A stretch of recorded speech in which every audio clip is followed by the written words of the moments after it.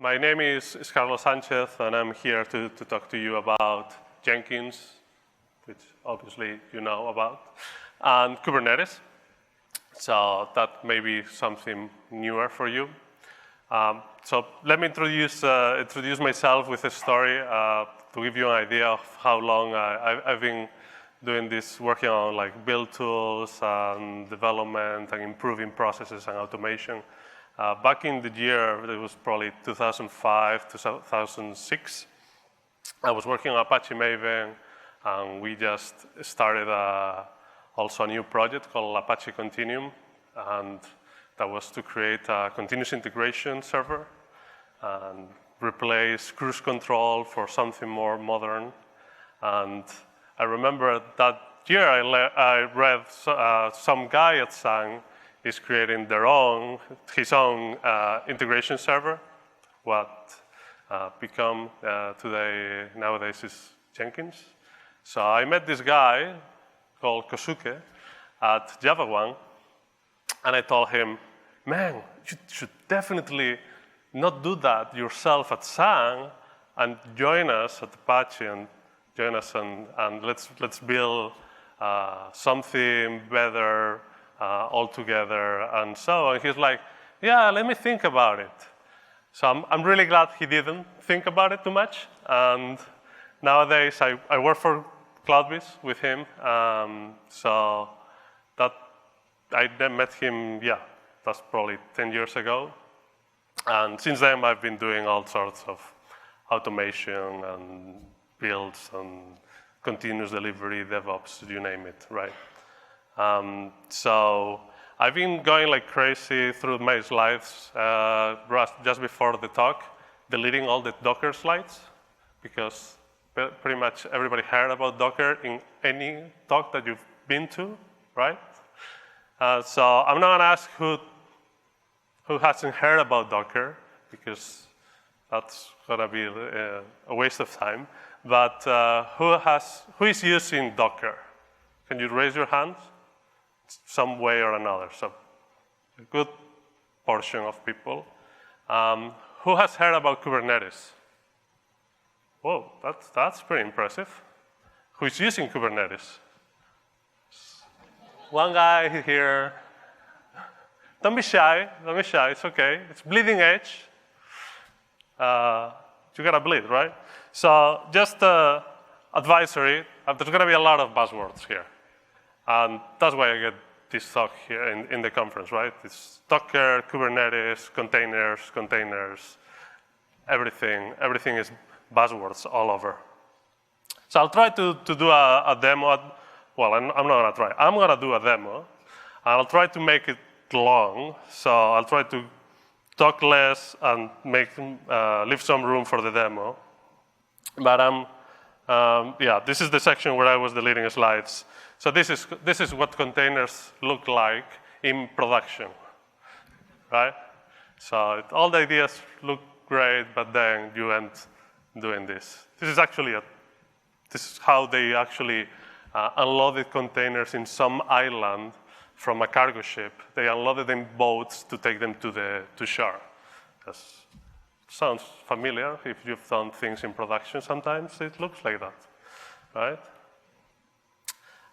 So obviously Docker brings all these abstractions on containers, on the file system, on the users and network.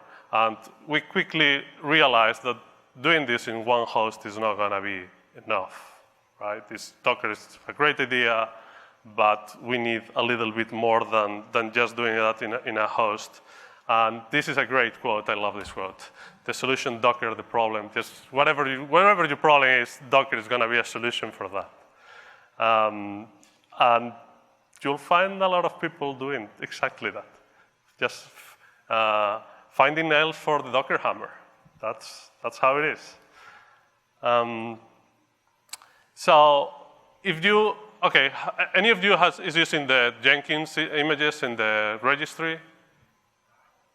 Not really? Okay, let me back up. Who is using Docker and Jenkins in some way? Just not a lot of people. Okay. So there's an official image on the Docker registry called Jenkins. And you can just pull that, and it's going to be the LTS. And it's true, we try to keep that updated. But that's part of the official. We maintain it. Some people do. We do. Nicola, I contributed there. And that's part of the official Docker official images. Then there's other repository called Jenkins CI, and under there's things that are auto-build, and we can keep those more updated because the official images part, it's more, we have to do a pull request to Docker for them to rebuild it and so on, so it's not like automatic, continuously developed. But in the Jenkins CI/Jenkins, you have the weekly builds. And just last week, there's also the Jenkins CI JNLP slave. So basically, that's another image that has the slave code in there, and you can reuse that to connecting any of the flavors of things that you can do with Jenkins and Docker that you've seen in other talks. So Kubernetes, this is a great quote also from Kelsey Hightower, a CoreOS guy that contributes to Kubernetes. So the idea is the optimal environment where you want to work is an infrastructure where you cannot log in, right? Like, how would you design this? And Kubernetes follows all these practices on how do I design a cluster where I cannot log in, and I want it to be administrable and be reliable and working without needing to go and touch servers and convert things into snowflakes that now has this custom thing here and there. So that's one of the motivations we have behind Kubernetes. So Kubernetes is this container cluster orchestration. So how can you run Docker containers across multiple hosts, which are called nodes, and before 1.0 that was released last month, I think. They were called minions, in case you see that somewhere. And one of the key pieces of Kubernetes is that it enforces the state. It's not like a procedural thing. So you're saying, what do you want to run, and where do you want to run, or how many of those things you want to run, and it's going to enforce that state. And the good thing about Kubernetes is that it includes all these extra goodies that are going to make your life a lot easier. And one of the things is just monitoring of endpoints. It will check if your containers are going down, and there's a bunch of other things there. So there's how the cluster works is you have a Kubernetes master, and you have a number of nodes, and you have the Kubernetes scheduler running these containers across all the nodes based on several parameters that you can tweak, but by default it's going to just do whatever his own thing and measure what are your requirements for CPU or memory and ports that you need open and things like that. And it's going to schedule the containers. And it also allows you to have service discovery for free, like included, one of those goodies, and replication, basically saying, I want to run 10 of these, and it's going to just make sure that there's always 10 running. And grouping of containers, which is something that probably comes from the Google design, where you could say, I want to run these two containers co-located, and so you want the two containers in the same host all the time. Like, imagine you want to run some service and a cache of that service. You obviously don't want to run in different hosts, or anything that you want to run in the same host. So it allows you to easily do that. So the master is composed of the API server, basically the thing that you talk to, just typical REST API, and does the scheduling. It also uses etcd for synchronization across all the nodes. And it has this controller manager server, which is basically just watching etcd, all the messages that come through etcd, and doing the replication algorithm, figuring out how many you want to have running, how many are running, and adjusting as needed. On each node, you have Docker, and you have the Kubernetes service, which also runs as a Docker container and ensures the state of pods. So if a pod gets killed, the Kubernetes service is going to make sure that it gets restarted, and so. And has a simple network proxy, etcd, also on the nodes. And Elasticsearch, Kibana for logging, and you get logging for free. You can, through the API, get the logs of all the containers running. And SkyDNS for name resolution across the cluster. So it's not only just running containers, but it's also all these extra services that are pretty cool to, and you need, otherwise you would not have to write that yourself. So this is pretty much, so you have the master node, the worker nodes, and it has some interesting things, like in the master node, it runs 2 different Docker servers, one Docker server to bootstrap services and another Docker server to run the kubelet and the master.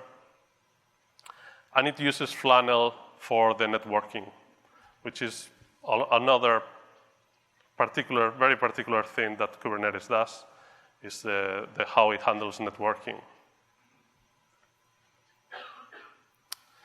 And you can run Kubernetes in multiple providers. So because most of the stuff is running as Docker containers, it's pretty easy to, I guess, add new providers.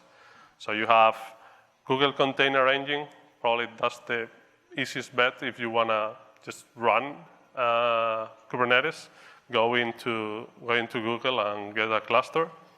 But you can also run Azure, VMware, Bare Metal, and Amazon, AWS, and anything. And how did you create a cluster? It's as easily as you just download Kubernetes, you choose what provider you want, and you can customize things, but typically you would just choose what provider you want and what number of minions or nodes do you want, and start the cluster. And after a while, that will get you a cluster running. And in Google Container Engine, which is my, let's say, preferred way, because they're making sure that it's always running fine, at least for the starters, you can just go into the web interface, fill in the form, and you get the cluster. You choose what region, what type of VMs do you want, and it will start the cluster for you. And you can also use the command line, which is now, I think it's beta. It used to be preview. So something similar like that, some command similar to that one. You can just create your cluster. And you have other options like Tectonic. CoreOS is also creating, let's say, Kubernetes as a service. And basically it's the same concept as Container Engine, where you can go into the web interface, create a cluster, and so on, running on CoreOS. So it's services providing easier ways of running Kubernetes. And there's several core pieces to Kubernetes. There's the node definition. Basically, through the REST API, you can get information about the node where containers Kubernetes is running. And this is the piece where you would get information about how much memory, how much CPU is available, any sorts of labels that you can attach to that node, and basically just information about the node. Another piece is the pod. So this is the group of collocated containers that I mentioned before. So you just get the, this is how you define what containers do you want and how are they connected, and this is the piece that is going to run as a unit in Kubernetes. So this is interesting because there's a lot of use cases where people want to do this in Docker, and they really can't if you want to do it Swarm or if you use Mesos. It's not straightforward, but with Kubernetes is just a core definition. So you can set up environment variables, you can set up the volumes that are mounted into the containers, and you could also, the interesting piece also is you get the same namespace, the same networking, so you could refer to the other container, and you could also use localhost to interact between the containers running on the pod. And about the volumes, another thing that Kubernetes provides you, it's not only Docker house-mounted volumes, which is the typical thing if you want to have persistence or running some distributed file system, but also allows you to really easily create volumes and mount it into the containers using Google Compute Engine, Data Disk, and Amazon EBS volumes. So, and in this example comes later. The client, so basically you interact with the client and talk to the master. And the master is the one that is going to schedule these pods running with this kubelet service on each of the nodes. And the definition of a pod is fairly simple. You can define the image that you want to run, what ports do you want to expose, and what volumes do you want to mount. In this particular case, I'm running Jenkins with the Swarm. This is a Sanchez Jenkins Swarm is an image that I created that has Jenkins and the Swarm plugin installed. So it's a Jenkins Master. And I'm exposing the port 8080 as port 8090. I'm exposing the port 50,000, which is the one that Jenkins Swarm the slave connection is using. And I'm mounting creating a mount points in var Jenkins home that basically mounts to the host under home Docker Jenkins. That would be the simplest way of creating a Jenkins master running. With, in this particular case, an image that also has the Swarm plugin installed, and this is what I'm gonna show you. And the replication controller is the last of the important core, let's say, models of Kubernetes. Is basically ensuring that you have X number of pods running at all the time. So you basically define a pod template, which looks like what I just showed you, and then you just say, I want 10 of these, or I want 20 of these. And you can also do scaling dynamically. You can say, oh, well, now go to 10, now go to 12, whatever, and rolling update, where you can take one out and start a new one continuously until all of your containers or pods are updated. So that's another good free thing that offers. And the pods get scheduled across all the nodes, and you don't care about what's happening behind the scenes. Kubernetes just makes sure that whatever number of pods that you wanted to run, they are running, right? So this is a perfect way, the replication controller is a perfect way to propagate the error to all. You change something, you break it, you push it, then all your servers automatically, it's continuous delivery of errors, right? And this happened to me before running like Puppet. I remember we were using Puppet and we had everything automated until that time where you commit some change to the Puppet files and automatically gets deployed to the master and automatically gets updated in all the Puppet agents. And then you commit something that actually breaks the Puppet master. and breaks all the agents, and now you have to SSH into all the boxes to fix it. So that's automation. That's when you screw up things automatically, that's the high level of automation that you have achieved. And the replication controller is very similar to the pod templates, pod definitions. You just define. In this case, I'm doing a couple of things here. It's associating metadata. You can associate metadata to anything in any model in Kubernetes. So I'm saying I'm going to create a label called Jenkins slave for this replication controller, so I can do operations across all of them. And I want to start a container, which is Jenkins Swarm slave. So this is a slave that has the Swarm plugin installed. So it will fit together with the master one. And you can define a command. In this case, what I'm doing is starting the Jenkins slave. Basically, you can run the Jenkins, the Swarm slave from the command line. And I'm saying, point the master to this URL, use this username and password and X number of executors. And this is where the Kubernetes service discovery comes to help you, right? You get some variables when you define services, which I guess I jumped too far, and I'll show you in the demo.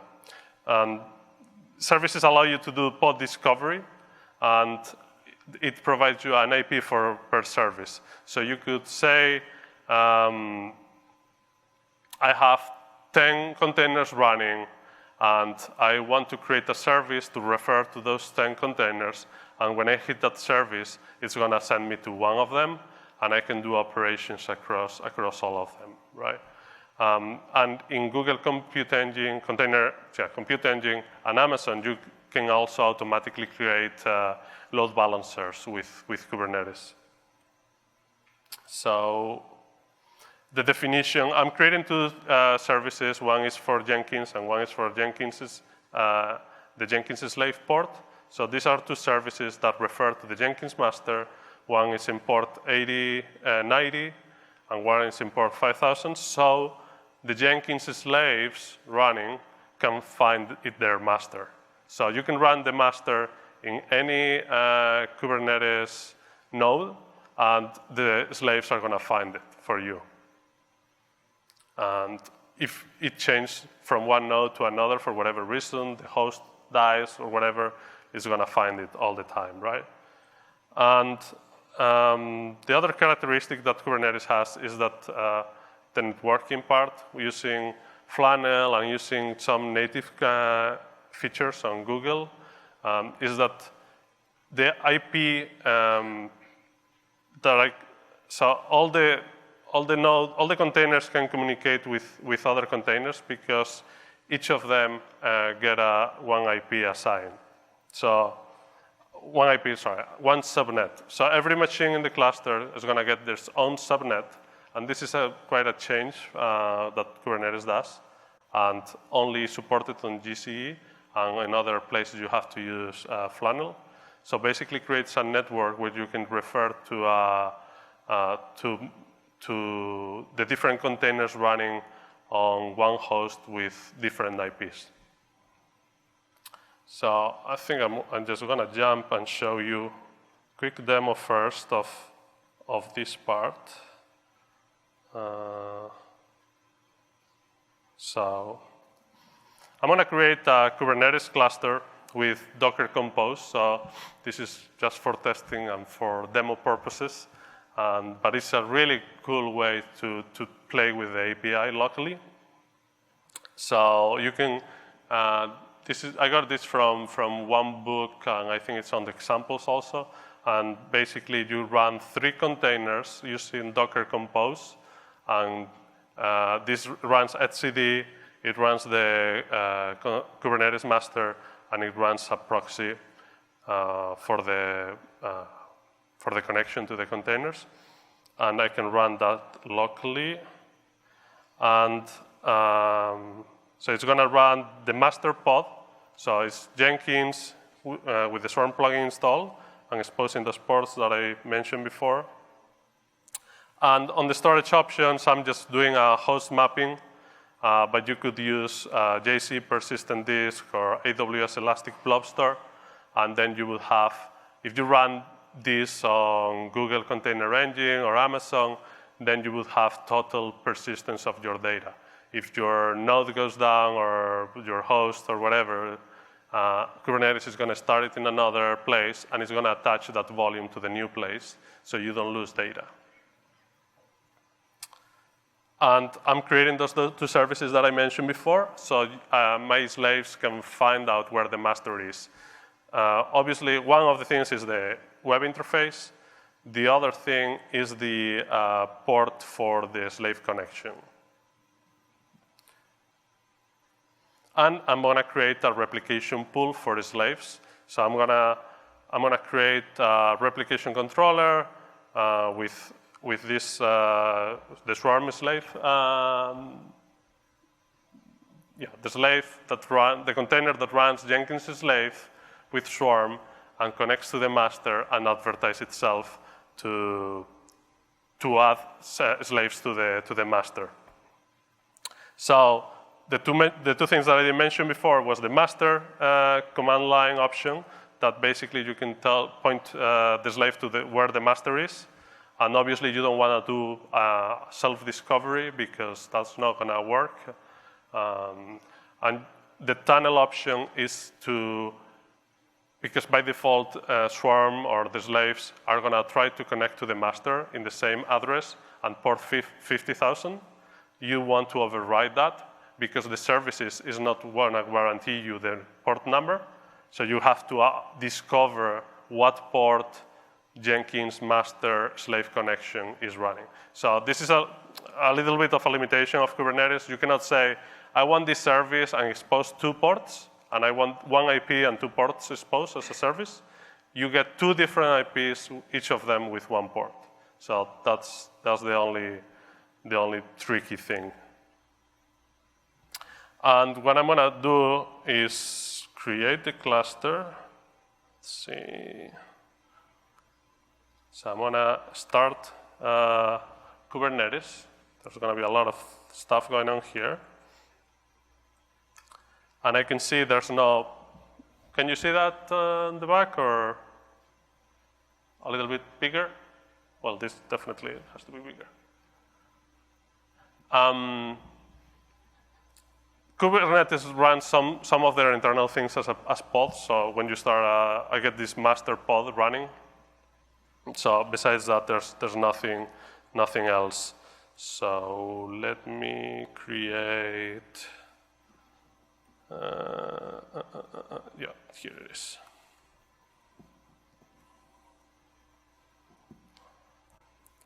So I can get the nodes. I have 1 node because I'm just running this in my Docker host.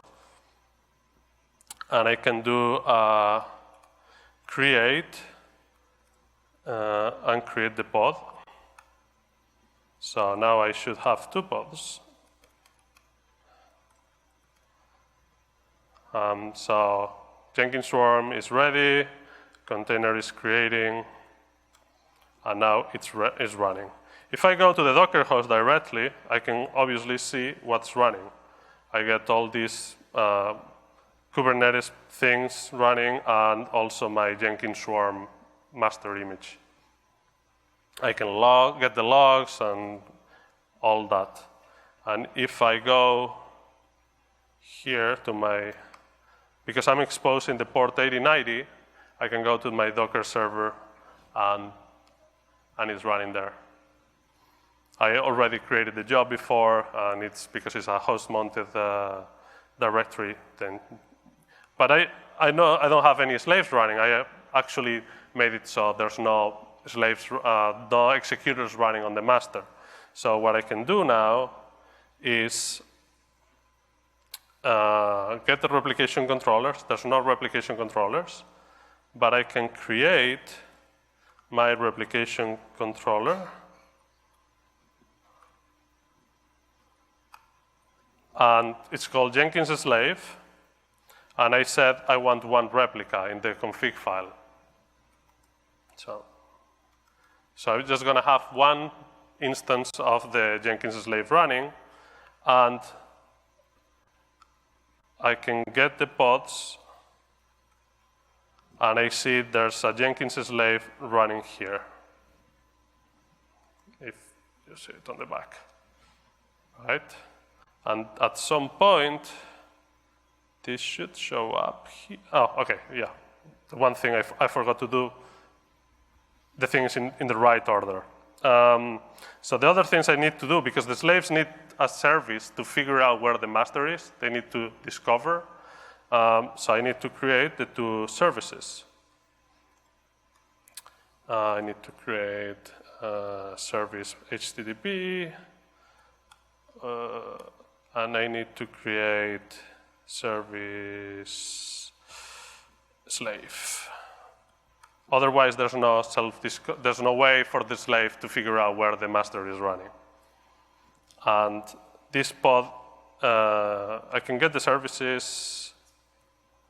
So I have the Jenkins and the Jenkins slave.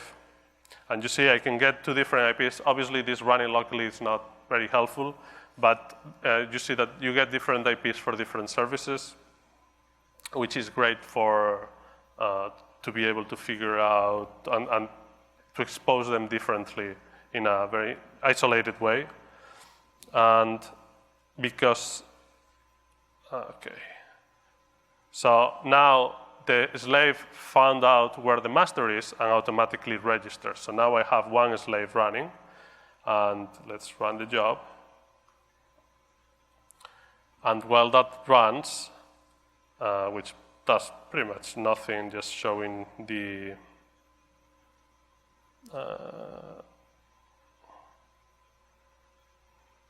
okay, this is finished.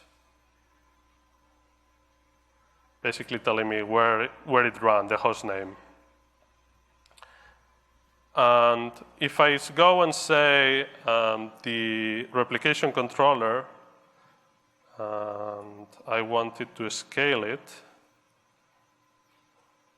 so I'm saying scale replication controllers, I want 2 replicas of Jenkins slave, then now in a second I can get the replication controllers. Now it has 2 replicas, and if I get the pods, I have 2 Jenkins slave pods, and I have them running. And I could just easily go and say, I want 5 of them, I want 20 of them, or anything like that, right?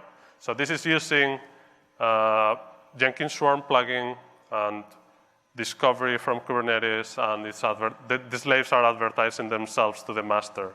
So whenever they come up, they self-register to the master, right? And I could easily do also just, I don't want any replicas. And they will automatically disappear. So this is great.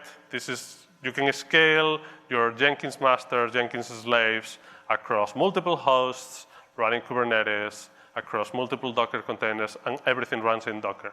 Both the master server, the slaves, you get persistence on the master. If it dies, it was going to get restarted, and that's great.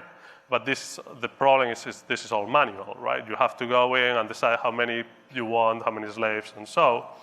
So let me get back to the slides. So one thing I've created was the Jenkins Kubernetes plugin.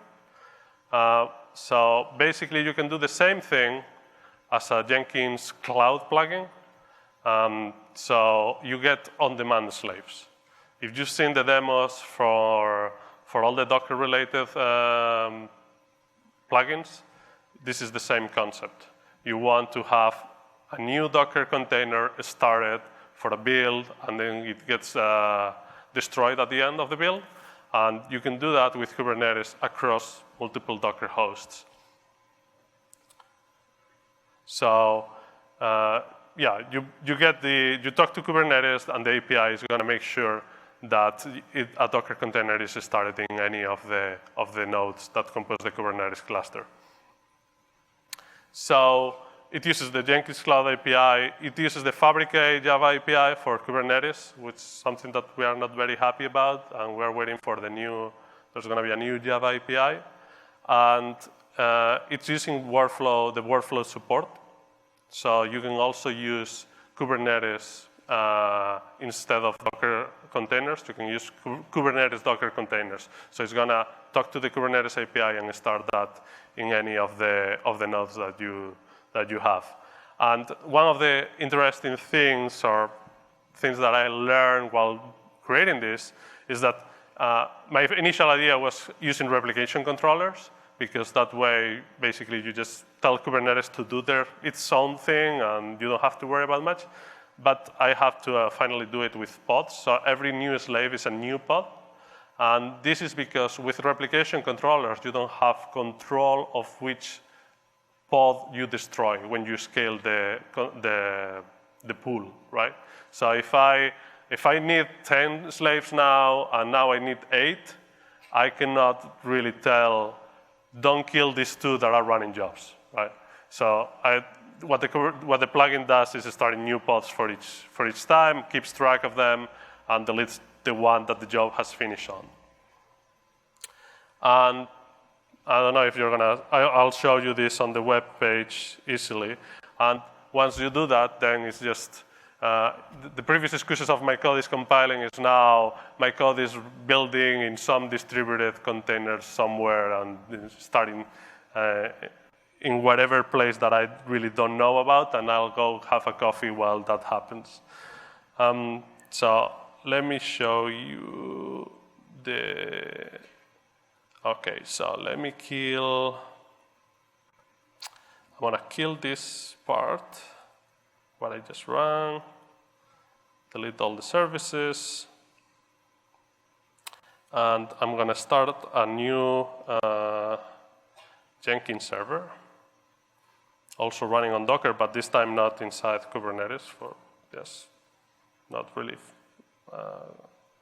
important, but I think it was here.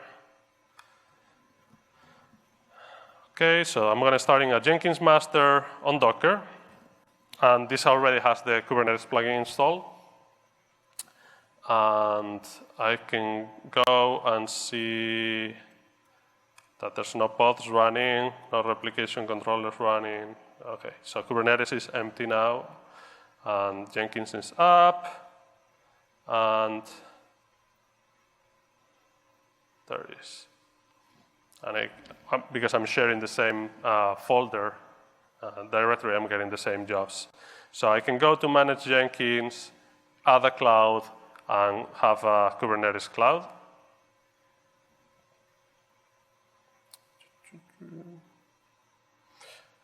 And I can point to my Kubernetes Master. Okay, here it is. So you basically point to the Kubernetes URL. Kubernetes uses HTTPS by default, not in this particular thing running on Docker Compose. So you will have to copy here, use HTTPS certificate, provide your credentials to Kubernetes and provide your Jenkins URL where Jenkins is running. If you want to change the tunnel, so in case you are running inside Kubernetes, you may want to change this, and container caps, and then the important part is also the images. So you can have different images using labels, and you can make your jobs go to one container or another type of image-based container, so you can have different images for different jobs. In this case, I'm just using the Jenkins slave image. This just has the JNPL slave, and you can customize small details about that. And so when I don't have any build executors on the master again, and when I run this, what is actually going to happen behind the scenes, I have extra verbose logging. So it is creating a pod, and it's waiting for the pod to be running. And in case it fails, it will try and try again. So, and then it's waiting for the slave to connect. And while that's happening, well, it already finished. What I can do is get the pods, and I see this new one, which is my Jenkins slave that has been automatically created. I can describe it.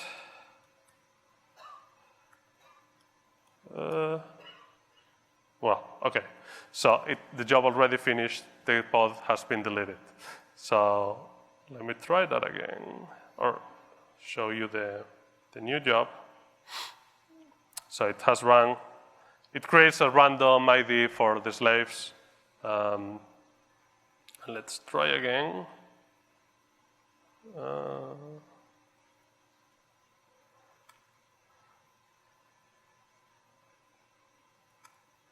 Okay, the image is ready. Quickly. I should have a longer sleep in the, right? So I can get what is the image that is running, and what node is it running on, and all sort of that information. And you could also see that with Docker, in this case, because I'm only using one Docker host, it's easier. If you are using multiple Docker hosts, then you are not going to go to each of the nodes and play with that. But yeah, you could do that too. So there's some exception happening. This is one of the open issues that we have in general with short-lived slaves. When they disappear, sometimes you get an AOF exception. But the build is working fine. So let me go back to the slides. So the roadmap is to I just released 0.3 last week. We want to have a stable API when Kubernetes also has a nice stable Java library. So at some point, getting a 1.0 would be ideal. And there's also an issue using the Cloud API because the Jenkins Cloud API is designed for clouds, shocking, and it doesn't work very well with like Docker containers and short-lived slaves and Kubernetes and any of that. And so Nicolas Delouf is creating, or he said he's done some work on getting a different API that's going to make things smoother, right? And you can get I'll put my slides online, and they're gonna be on the website. And I have all the examples on on GitHub, so no need to. You can check it out whenever you want. There's some instructions there. So if you have any questions, we have not a lot, but we can get me later if you want. But if you have any questions now, thank you for coming.